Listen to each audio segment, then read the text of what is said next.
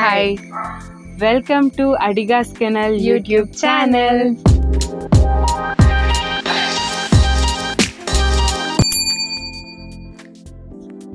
ಇದು ನಮ್ದೊಂದು ಹೊಸ ಪ್ರಯತ್ನ. ಇಷ್ಟು ದಿವಸ ನಮ್ಮನ್ನ ನೀವು ಶಾರ್ಟ್ಸ್ ಮತ್ತೆ ರೀಲ್ಸ್ ಅಲ್ಲಿ ನೋಡಿರ್ತೀರಾ. ವೈ ನಾಟ್ ವ್ಲಾಗ್ಸ್ ಅಂತ ಹೇಳ್ಬಿಟ್ಟು ಇವತ್ತಿಂದ ವ್ಲಾಗ್ ಸ್ಟಾರ್ಟ್ ಮಾಡೋಣ ಅಂತಿದ್ದೀವಿ. ಈ ವ್ಲಾಗ್ಸ್ ಅಲ್ಲಿ ನೀವು ಏನು ಎಕ್ಸ್ಪೆಕ್ಟ್ ಮಾಡ್ಬೋದು ಅಂತ ಕೇಳಿದ್ರೆ ಡೈಲಿ ವಿಡಿಯೋಸ್, ಅಂದರೆ ಇವಾಗ ಹೇಗೆ ಒಂದಿನ ಫುಲ್ ಪೆಟ್ಸ್ ಆಕ್ಟಿವಿಟೀಸ್ ಇರುತ್ತೆ, ಆಮೇಲೆ ಪಪ್ಪೀಸ್ ಹೇಗೆ ಫುಡ್ ನಾವು ಹೇಗೆ ಫೀಡ್ ಮಾಡ್ತೀವಿ, ಫುಡ್ ಹೇಗೆ ಮೇಂಟೈನ್ ಮಾಡ್ತೀವಿ, ಸ್ಮಾಲ್ ಬ್ರೀಡ್ಸಿಗೆ ಯಾವ ಥರ ಫುಡ್ ಹಾಕ್ಬೋದು, ಲಾರ್ಜ್ ಬ್ರೀಡಿಗೆ ಯಾವ ಥರ ಫುಡ್ ಹಾಕ್ಬೋದು, ಮತ್ತು ಸ್ಪೆಸಿಫಿಕ್ ಬ್ರೀಡ್ಸ್ದು ಕೆಲವೊಂದು ಆ್ಯಕ್ಟಿವಿಟೀಸ್ ಇರುತ್ತೆ, ನಾವು ಅದನ್ನು ತೋರ್ಸೋಕ್ಕೆ ಟ್ರೈ ಮಾಡ್ತೀವಿ. ಆಮೇಲೆ ನಮ್ಗೆ ಏನು ಗೊತ್ತಿದೆಯೋ ಅದನ್ನು ತಿಳಿಸ್ಬೇಕು ಅಂತ ಹೇಳಿ ಟ್ರೈ ಮಾಡ್ತೀವಿ.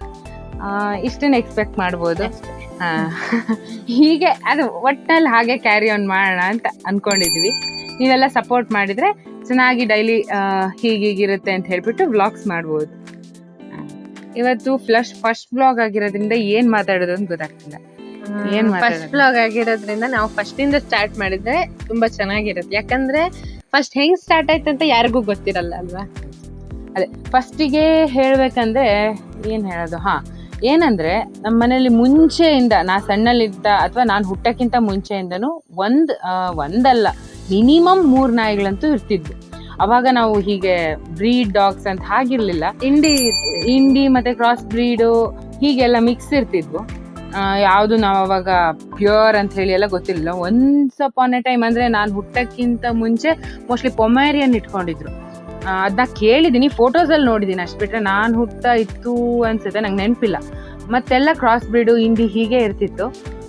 ಹೋಗ್ತಾ ಆಲ್ಮೋಸ್ಟ್ ಈಗ 10 years ಆಯಿತು ನಾವೀಗ ಬ್ರೀಡ್ ಡಾಗ್ಸ್ನ ಮಾತ್ರ ಮೇಂಟೈನ್ ಮಾಡ್ತಿದ್ದೀವಿ ಅಂತ, ಅಥವಾ ಹೀಗೆ ಬಿಸ್ನೆಸ್ ಅಂತ ಹೇಳಿ ಸ್ಟಾರ್ಟ್ ಮಾಡಿ ಈಗೊಂದು 10 years ಆಯಿತು.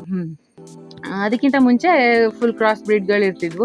ಈಗಲೂ ಅಷ್ಟೇ, ನಾವು ರೋಡ್ ಸೈಡೆಲ್ಲ ಹೋದರೆ ಯಾವ್ದಾರು ನಾಯಿ ಯಾರು ಬಿಟ್ಟು ಹೋಗಿದ್ದಿರುತ್ತೆ, ಕೆಲವೊಂದ್ಸತಿ ತುಂಬಾ ಕಷ್ಟ ಆಗತ್ತೆ ಬಿಟ್ಟು ಬರಕ್ಕೆ.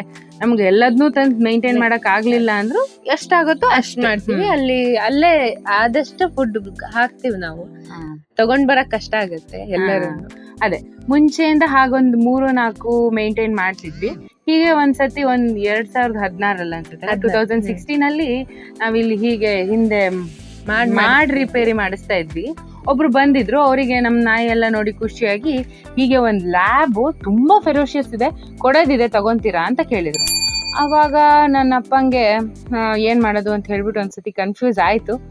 ಆಮೇಲೆ ಹೋಗ್ಲಿ ಒಂದ್ ಕೈ ನೋಡೋಣ ಅಂತ ಹೇಳಿ ತಂದ್ವಿ.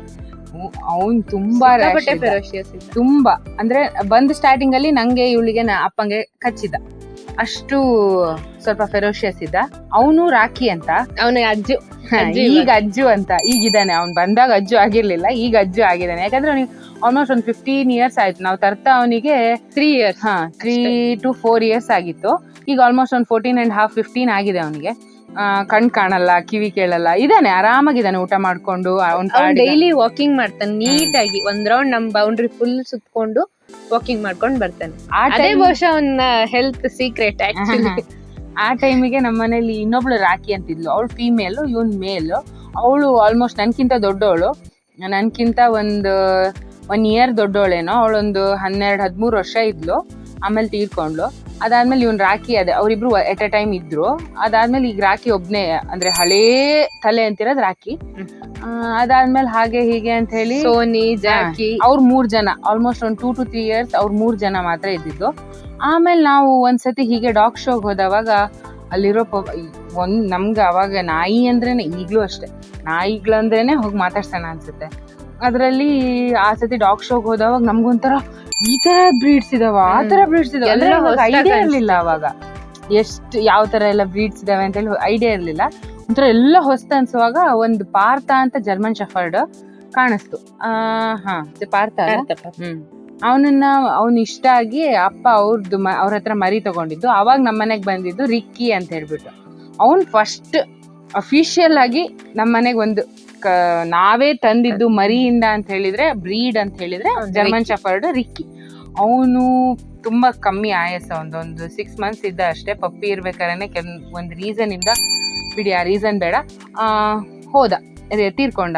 ಅವನು ತುಂಬಾ ಹಚ್ಕೊಂಡಿದ್ದ ನಮ್ಮಿಬ್ರು ಮಧ್ಯಾಹ್ನ ಮಲಗ್ತಿದ್ದ. ಆಮೇಲೆ ನಮ್ಮನೇಲಿ ಹೇಗೆ ಅಂದ್ರೆ ಎಲ್ಲಾ ನಾಯಿಗಳು ನಾವ್ ಎಷ್ಟೇ ಆಸೆ ಮಾಡಿದ್ರು ಅಪ್ಪನ ಹಿಂದೆನೆ ಹೋಗ್ತಿದ್ದಿದ್ದು. ಬಟ್ ಅವನೊಬ್ಬ ನಮಗೂ ಒಂದ್ ಸ್ವಲ್ಪ ರೆಸ್ಪೆಕ್ಟ್ ಕೊಟ್ಟು ನಮ್ ಜೊತೆ ನಮಗೆ ಅಷ್ಟು ಖುಷಿ ಪಡಿಸಿ ಡೌನ್ ಅಷ್ಟೇ. ಅದೇ ಅವ್ನು 6 ತಿಂಗಳಿಗೆ ಹೋದ. ಅದು ನಾವು ಆ ಟೈಮಿಗೆ ಮನೇಲಿ ಇರ್ಲಿಲ್ಲ, ನಾನು ಇವಳು ಅಮ್ಮ ಅಪ್ಪ ಇದ್ರು. ನಾವು ಬೆಂಗಳೂರಲ್ಲಿ ಇದ್ವಿ ಆ ಟೈಮಿಗೆ, ಸಮ್ಮರ್ ಹಾಲಿಡೇಸ್ ಅಲ್ಲಿ ಅನ್ಸುತ್ತೆ. ಅದಾದ ತಕ್ಷಣ ನಮಗ್ ಮನೇಲಿ ಇರಕ್ಕೆ ಆಗ್ಲಿಲ್ಲ, ಬೇಕೇ ಬೇಕು ಅಂತ ಹೇಳಿ ಅವ್ನು ಹೋಗಿ ನಾವ್ ಇಲ್ಲಿಗೆ ಮನೆಗ್ ಬಂದ್ ಮರುದಿನ ಅನ್ಸುತ್ತೆ ಮೋನಿ ಅಂತ ಹೇಳ್ಬಿಟ್ಟು ಒಂದು ಫೀಮೇಲ್ ಜರ್ಮನ್ ಶೆಫರ್ಡ್ ನ ತಂದ್ವಿ. ಅವಳು ಒಂಥರ ನಮ್ದು ಲೈಫ್ನೇ ಚೇಂಜ್ ಮಾಡ್ಬಿಟ್ಲು. ನಮ್ಮಿಬ್ರದ್ ಪುಟ್ಟ ತಂಗಿ ಅವಳು ಆಕ್ಚುಲಿ. ಹಂಗೆ ಇದ್ಲು. ನಾನು ಇವಳು ಅಪ್ಪ ಅಮ್ಮನ ಪಕ್ಕ ಹೋಗಿ ಕೂರ್ಬೇಕಂದ್ರೆ ಅವಳು ಪರ್ಮಿಷನ್ ಬೇಕಿತ್ತು. ಹಂಗೆ ಇತ್ತು ಅಂದ್ರೆ ನಾವು ಹೋಗಿ ಅವಳು ಹಿಂಗ್ ಮುಟ್ಬೇಕಂದ್ರೆ ಅವಳು ಬಂದ್ ಮದುವೆ ಕೂರ್ತಿದ್ಲು, ನನ್ನಪ್ಪ ನನ್ನಮ್ಮ ಅಂತ. ಅಷ್ಟು ಹಚ್ಕೊಂಡಿದ್ಲು. ಅವಳು ಒಂದ್ 3 years ಇದ್ಲು, ಅವಳು ತೀರ್ಕೊಂಡ್ಲು. ಅವಳ ಮಗಳಿದಾಳ ಈಗ, ಡಾಲಿ ಅಂತ. ಹಾಗೆ ಸ್ಟಾರ್ಟ್ ಆಗಿದ್ ಕೆನಲ್ಲು. ಆಮೇಲೆ ಒಬ್ಬೊಬ್ರೆ ಆಡ್ ಆಗ್ತಾ ಹೋದ್ರು. ಚಿನ್ನು ಬಂದ್ಲು, ಜೂಲಿ, ಡಾಲಿ, ಹ್ಯಾಪಿ, ರಾಣಿ, ಎಷ್ಟು ಜನ ಈಗ ಆಲ್ಮೋಸ್ಟ್ ಒಂದು 25 ಜನ ಇದಾರೆ. ಅಂದ್ರೆ 25 ಡಾಗ್ಸ್ ಇದಾವೆ. ಎಲ್ಲರೂ ಕೂಡ ಮಕ್ಳ ತರಾನೆ. 25 ಡಾಗ್ಸ್ ಅಲ್ಲದೆ ಮತ್ತೆ ಮರಿಗಳು ಸುಮಾರು ಜನ ಇದಾರೆ. ಆಲ್ಮೋಸ್ಟ್ ಒಂದು ಈಗ ನೋಡಿದ್ರೆ 35-40 ಜನ ಇದಾರೆ ಮನೆಯಲ್ಲಿ. ಹೀಗೆ ನಮ್ದು ಕೆನಲ್ ಸ್ಟಾರ್ಟ್ ಆಗಿದ್ದು. ಈಗ ಒಬ್ಬೊಬ್ರೆ ಆಡ್ ಆನ್ ಆಗ್ತಾ ಇದ್ದಾರೆ. ಈಗ ಹೋದ ವರ್ಷ ತನಕ 22, 21, 22 ತನಕ ಇದ್ವಿ. ಈಗ ಆಲ್ಮೋಸ್ಟ್ 25 ರೀಚ್ ಆಗಿದೀವಿ ನಾವು. ಇವಾಗ ನಾವು ಲೆಕ್ಕ ಮಾಡಿದ್ರೆ ನಮ್ಮ ಅಪ್ಪಂಗ್ ನಮ್ಮಿಬ್ರನ್ನು ಸೇರಿಸಿ ಅಥವಾ ನಮ್ಮ ಅಪ್ಪ ಅಮ್ಮಂಗ್ ನಮ್ಮಿಬ್ರನ್ನು ಸೇರಿಸಿ 27 ಜನ ಮಕ್ಳಿದೀವಿ. ನಮಗೂ ಮಕ್ಕಳೇ. ಅದೇ ಹೇಳ್ಬೇಕಂದ್ರೆ ಆಗಿದೆ ಪರಿಸ್ಥಿತಿ ಮನೆಯಲ್ಲಿ. ಆಮೇಲೆ ನಮ್ ಕೆನಲ್ ಸ್ಟಾರ್ಟಿಂಗ್ ಅಲ್ಲಿ ನಾವು ಅಂದ್ರೆ ನಮ್ದು ಇನ್ಸ್ಟಾಗ್ರಾಮ್ ಪೇಜ್ ಅಲ್ಲಿ ನಾವು ಅಫಿಷಿಯಲ್ ಆಗಿ ಒಂದು ಏನೋ ಕೆನಲಿಗೆ ಹೆಸರು ಅಂತ ಇಟ್ಟಿದ್ದು. ಫಸ್ಟಿಗೆ K9 ಕೆನಲ್ ಕ್ಲಬ್ ಅಂತ ಇಟ್ಕೊಂಡಿದ್ವಿ. ಸ್ವಲ್ಪ ಟೈಮ್ ಆದ್ಮೇಲೆ ಏನಿದು K9 ಕೆನಲ್ ಕ್ಲಬ್ ಏನೋ ಸೂಟ್ ಆಗ್ತಿಲ್ವಲ್ಲ ಅಂತ ಅನಿಸ್ತು. ಸೊ ನಾವು ಚೇಂಜ್ ಮಾಡಿಬಿಟ್ಟು ನಮ್ಮ ಸರ್ನೇಮ್ ಬಂದು ಅಡಿಗಾ ಅಂತ ಬರುತ್ತೆ. ಸೊ ನಾವು ಯಾಕೆ ಅದನ್ನೇ ಯೂಸ್ ಮಾಡ್ಕೊಂಡು ಒಂದು ಕೆನಲ್ ನೇಮ್ ಇಡಬಾರ್ದು ಅಂತ ಹೇಳ್ಬಿಟ್ಟು ಅಡಿಗಾಸ್ ಕೆನಲ್ ಅಂತ ಹೇಳ್ಬಿಟ್ಟು ಸ್ಟಾರ್ಟ್ ಮಾಡಿದ್ದು.